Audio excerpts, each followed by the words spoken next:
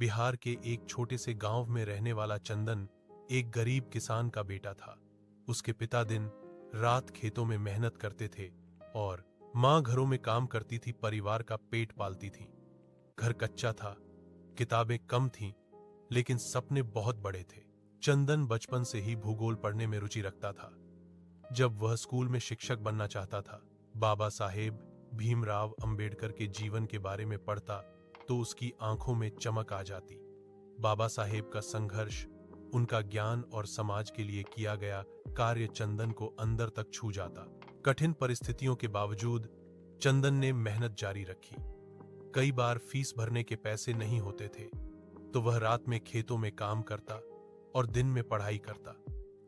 गांव के लोग कहते, इतनी पढ़ाई करके क्या करेगा, लेकिन चंदन चुपचाप किताबों में डूबा रहता। इंटरमीडिएट के बाद उसने भूगोल में आगे पढ़ने का फैसला किया और बाबा साहेब भीमराव अंबेडकर यूनिवर्सिटी में प्रवेश परीक्षा दी।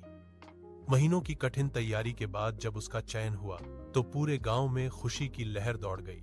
उसके माता पिता की आंखों में आंसू थे, खुशी के आंसू। यूनिवर्सिटी में पढ़ते समय चंदन ने बीएड किया, संविधान और सामाजिक न्याय को गहराई से समझा। वह लाइब्रेरी में घंटों बैठकर बाबा साहेब के भाषण और लेख पढ़ता। धीरे धीरे वह छात्र चर्चाओं और सेमिनारों में अपनी बात रखने लगा। उसकी आवाज में आत्मविश्वास था क्योंकि उसमें सच्चाई थी। आज चंदन सिर्फ एक छात्र नहीं है, बल्कि सैकड़ों गरीब बच्चों के लिए प्रेरणा है।